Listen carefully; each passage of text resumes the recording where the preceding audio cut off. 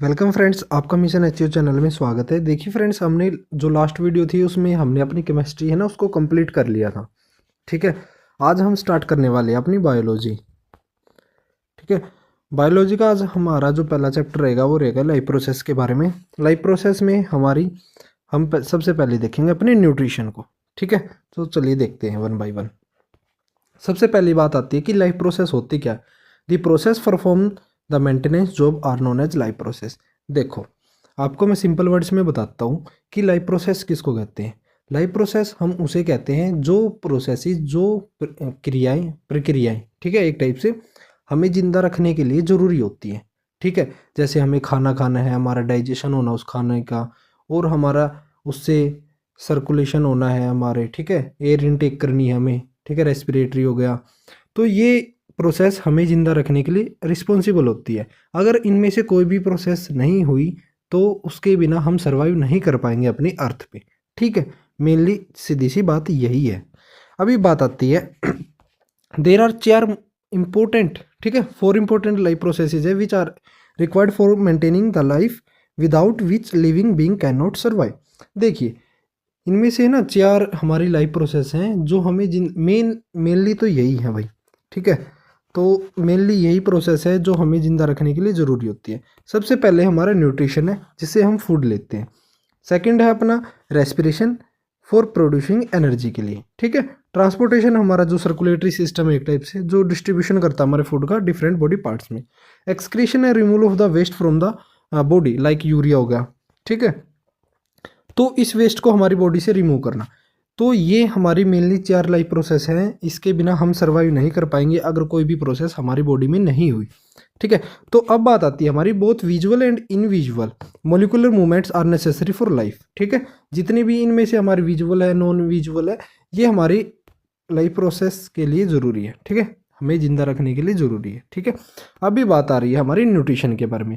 Process of intake of nutrition nutrients and utilise these nutrients.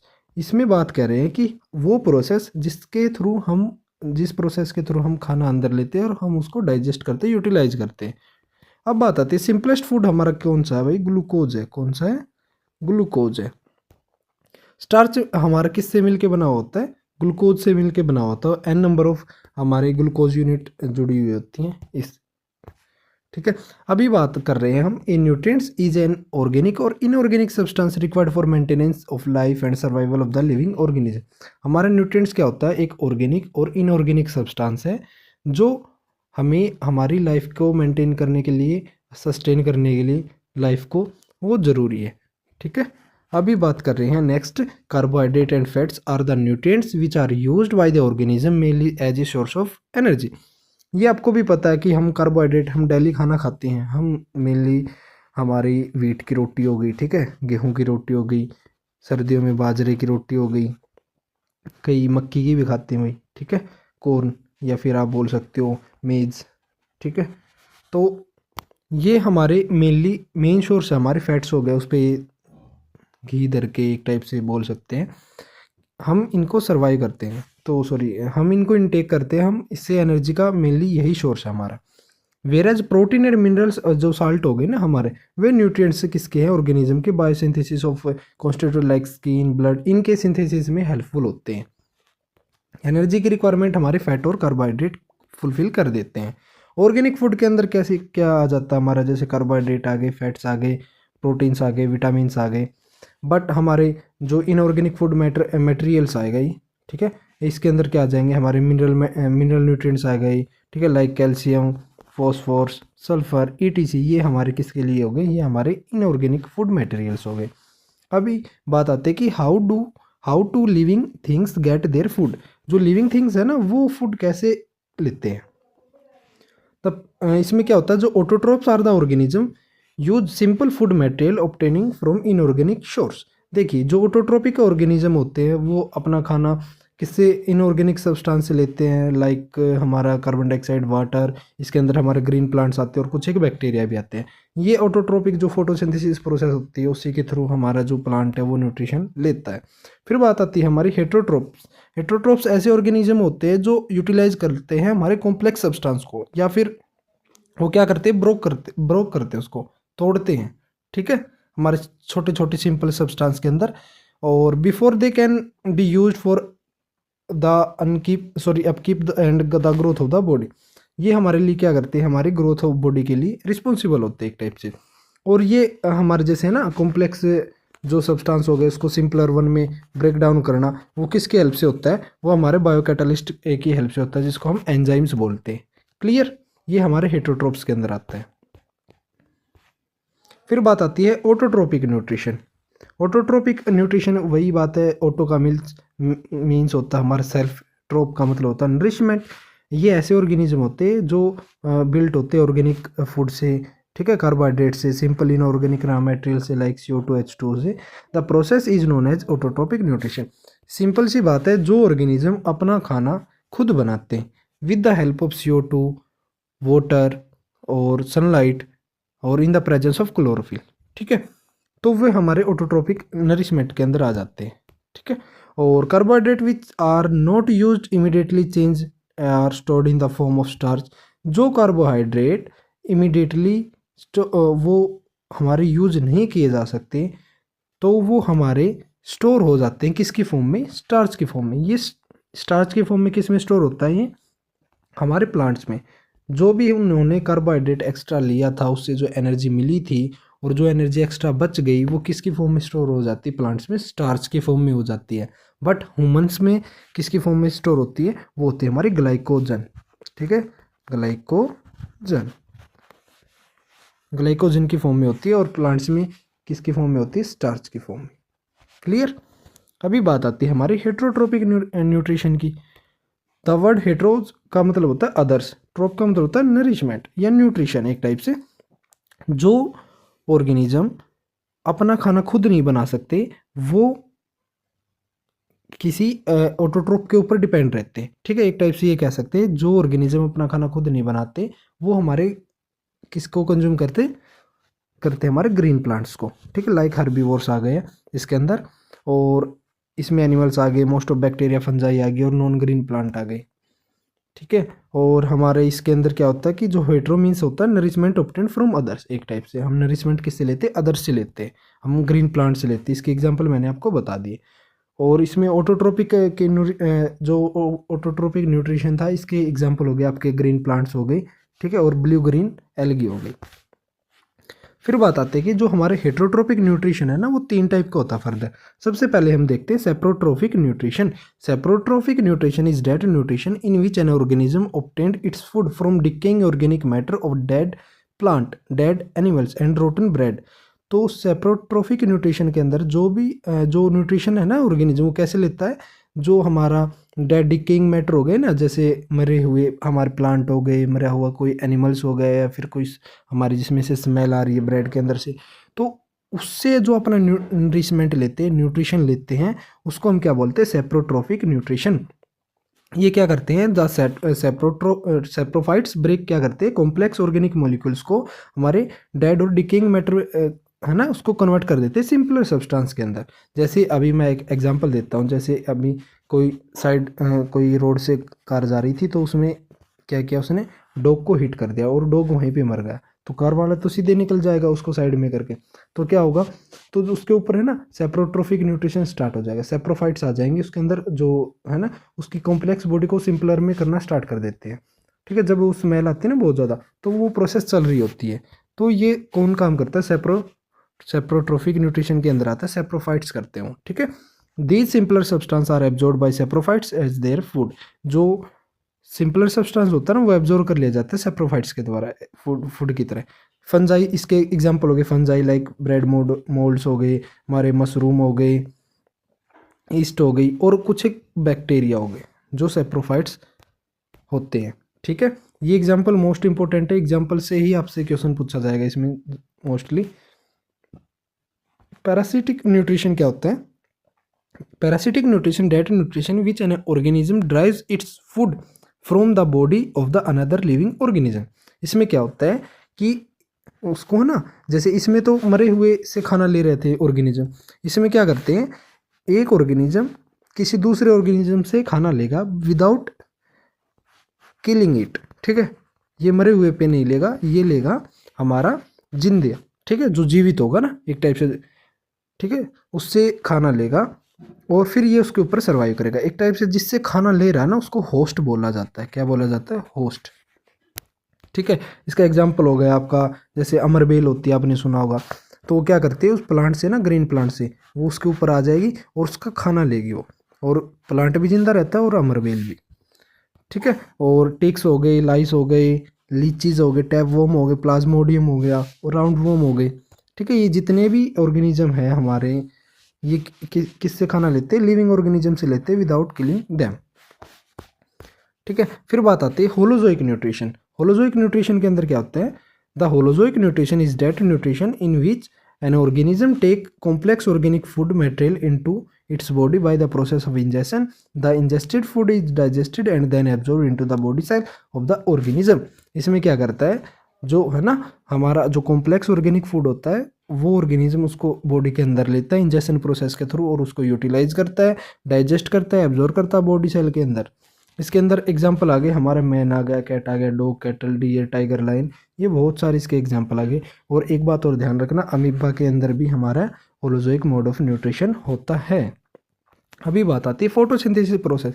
ये आपने 8th class या 10th class में तो अभी पढ़ भी रहे हो, बाकी पहले भी आपने पढ़ी होगी, छठी क्लास के अंदर भी आ जाती है, 6th क्लास के अंदर। और इस प्रोसेस में क्या होता है, ग्रीन प्लांट्स है ना अपना खाना खुद बनाते हैं। ठीक है, किसके हेल्प से? कार्बन डाइऑक्साइड, वाटर और सनलाइट की एनर्जी को लेते हैं, किसके प्रेजेंस में? क्लोरोफिल के प्रेजेंस में। उसको हम क्या बोलते हैं? फोटोसिंथेसिस प्रोसेस बोलते हैं। और ऑक्सीजन रिलीज होती है हमारी फोटोसिंथेसिस प्रोसेस के थ्रू। ठीक है, और इसमें जैसे अभी देख सकते हो आप लोग, इसमें 6 CO2 के मोलिकुल्स हो गए, 12 H2O के मोलिकुल्स हो गए। इन the presence of sunlight and chlorophyll क्या बनता है हमारा? ग्लूकोज बनता है, C6H12O6, और ऑक्सीजन और वाटर। ठीक है, the chloroplast cell which organelles which contain chlorophyll, green colour pigment होता है। देखिए, जो भी प्रोसेस चल रही होती है ना क्लोरोफिल में, ठीक है, उसमें वो किचन सेल बोल सकते हैं एक टाइप से, क्लोरोप्लास्ट के अंदर ही होती है हमारी फोटोसिंथेसिस प्रोसेस। किस में होती है? क्लोरोप्लास्ट के अंदर।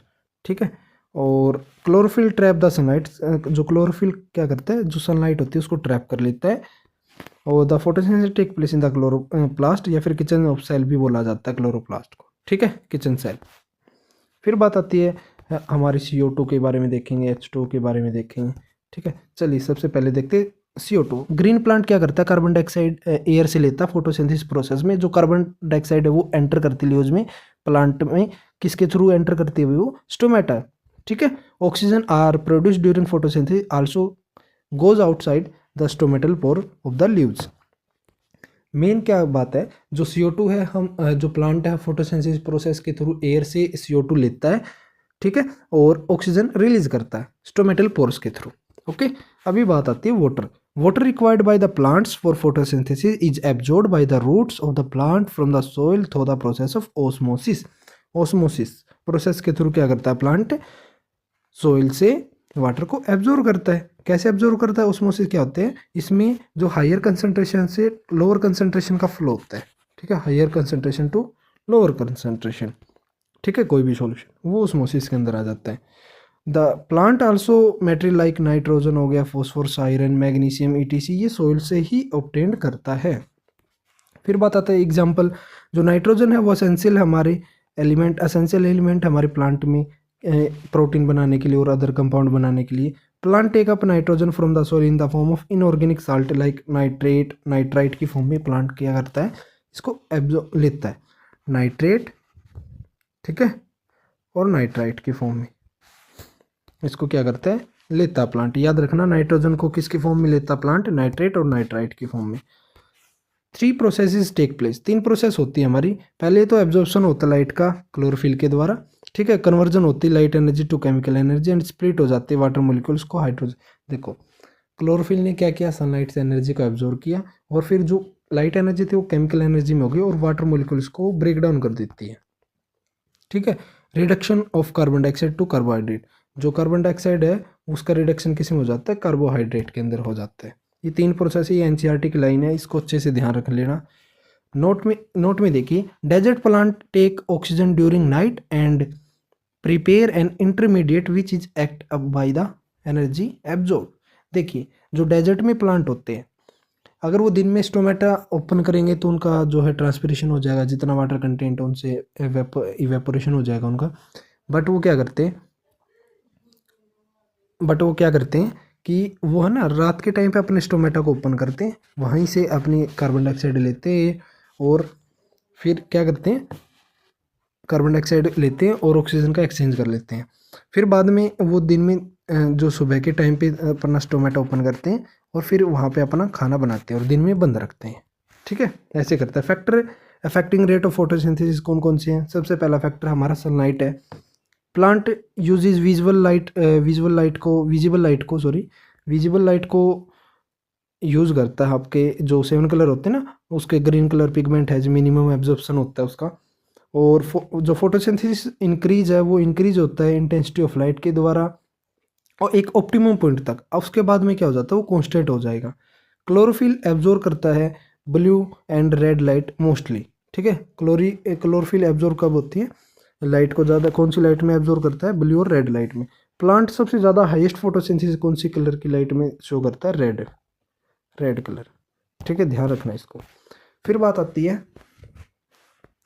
हमारी second point, increase with the increase the amount of CO2। Photosynthesis कब बढ़ता है, जब CO2 की जो कंसंट्रेशन है वो इंक्रीज हो जाती है। और डिक्रीज भी तब होता है जब पानी है वो ख़त्म हो जाता है, कम हो जाता है, हम और स्टोमेटा बंद हो जाएगा उस टाइम पे। इंक्रीज होता है with increase the temperature due to a certain temperature. एक सर्टेन टेम्परेचर तक ही इंक्रीज होता है फोटोसिंथेसिस प्रोसेस, उसके बाद में वो बंद हो जाता है। ठीक है, सॉरी, हाँ ये वही बात है। अभी बात आती है नोट में क्या है, the pitcher plant and Venus fly trap are the 2 plants which eat insect. देखो 2 ऐसे प्लांट के नाम बताओ जो इंसेक्ट को खाते हैं, वो कौन से हैं, पिक्चर प्लांट है और वेनिस फ्लाई ट्रैप है।